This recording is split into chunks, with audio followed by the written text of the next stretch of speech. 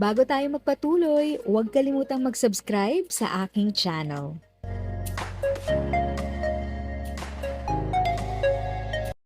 Thank you sa pag-click ng aking video.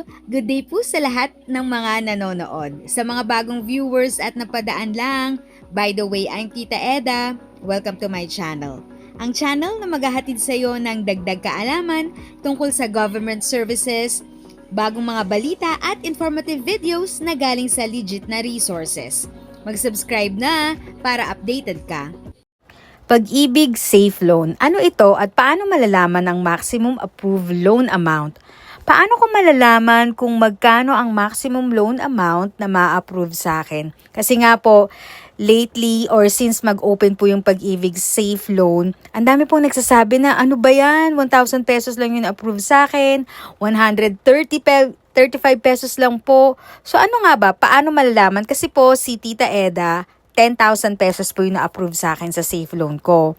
So sa video po na ito, i-share ko sa inyo paano ko nga ba na-check kung saan ko makikita, kung saan yung net proceeds, saan siya makikita, para make sure talaga na yun ang approve amount sa inyo. So for today's video po, ang atin pong discussion is ano ang Pag-ibig Safe Loan, sino ang pwedeng mag-avail, ano ang requirements. So sasagutin natin lahat yan dito sa video na ito. So keep on watching po!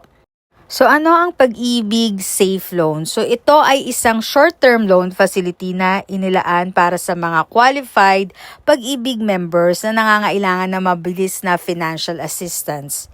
At yun nga po, ang layunin nito is mabigyan ng agarang tulong ang mga miyembro kapag may emergency o biglaang pangangailangan. So para ito sa agarang tulong, mabilis na proseso at para sa mga qualified na Pag-ibig members. So madami pa rin pong gustong malaman ano ang requirements ng Pag-ibig Safe Loan at mahalagang dapat alamin.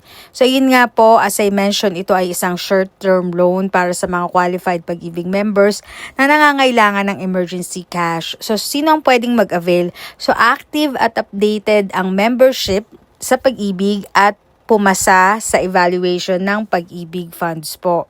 So sa requirements naman po, usually valid government ID lang, active na Pag-ibig membership, at updated contact information. At yun nga po, dapat meron ka rin nung Pag-ibig Loyalty Plus card na AUB or UB or cash card sa Land Bank. Kasi dun po, ipapasok yung or i-credit yung maluloan nyo na amount. So, sino po ang pwedeng mag-apply ng Pag-ibig Safe Loan? So, hindi lahat ng miyembro ay automatic na qualified. So, kailangan active ang inyong membership for the last 6 months at updated ang inyong contributions ayon sa requirements ng programa. So, bukod dito, kailangan ding pumasa sa evaluation ng Pag-ibig Fund. So, kahit qualified ka sa requirements, dadaan pa rin sa assessment bago maaprubahan ang safe loan nyo. So ulitin ko lang po, yung Pag-ibig Safe Loan, para hindi po tayo malito, hindi ito housing loan, hindi ito para sa pagbili, pagpapagawa, pag-ayos ng bahay, hindi rin ito multipurpose loan, hindi ito kapareho ng multipurpose loan, at hindi rin po siya kapareho ng calamity loan. So separate po talaga siya. So isa itong hiwalay na loan program na may sariling qualifications at approval process. If sa tingin nyo ay qualified na kayo, mag-apply ng Pag-ibig Safe Loan. So ano naman ang mga requirements? So ito mga kailangan mo sa valid government ID, active na Pag-ibig membership, updated contribution, mobile number, email address, at bank account like cash card o yung Pag-ibig Loyalty card na AUB o UB kasi dun po papasok ang inyong loan proceeds. So make sure po na kompletuhin ang mga requirements para mabilis ang inyong application. At paalala po, bago mag-apply ng Pag-ibig Safe Loan, so maaaring may dagdag pang requirements depende sa evaluation ng Pag-ibig. So tips para sa mas maayos na application, siguraduhin na tama at kompleto ang lahat ng impormasyon at documents, gamitin lang ang official channels ng Pag-ibig Fund. At iwasan din po yung mga peking ahente or yung nag-a-assist po online at fixer, hindi nila mapapabilis ang approval ng loan. So dapat prepared ka, mas mabilis, mas madali ang approval ng inyong loan. Dito na po tayo sa exciting part. Paano malalaman ang maximum loan sa Pag-ibig Safe Loan? Kasi nga po madami nagsasabi, ano ba yan, 1,000 pesos lang yung na-approve sa akin, or worse, 100 pesos lang, 200 pesos lang. So para i-check, pumunta po sa virtual website ni Pag-ibig. So dun siya i-visit ang virtual Pag-ibig website, and then piliin either ang calamity loan or short-term loan, and then piliin ang apply. So after po nun, magre-reflect doon ang total na loan mo. So dito po sa left part po, ito po yung actual ko po na Pag-ibig account po. So ayun po, makikita may utang po ako sa multipurpose loan. Meron din po akong maximum loan amount, tapos outstanding balance sa baba. Tapos after all po nung mga yon, meron pa rin po akong nakikita nyo na net proceeds na almost 29,000 pesos. So, ganun po, dahil po more than 10,000 pa yung laman ng funds ng Pag-ibig ko, so kaya yung net proceeds ko, 10,000 din po yung na-approve sa akin last June 25 po. Yun nga po, pag nag-apply po kayo, pwede nyo pong piliin yung payment terms na 12 months, 24 months, or 36 months. So, kaya nasa inyo po yun. Kapag nakita nyo po yung net proceeds nyo na nasa 1,000 pesos na lang, nasa inyo na yung decision kung itutuloy nyo pa ba ang pag-apply sa Pag-ibig Safe Loan. At yun nga po, laging suriin ang net proceeds para sa mas maayos na desisyon. At once makapag-decide na kayo at nakapag-submit na application, so ito naman, paano i-check ang loan application status sa Pag-ibig Safe Loan?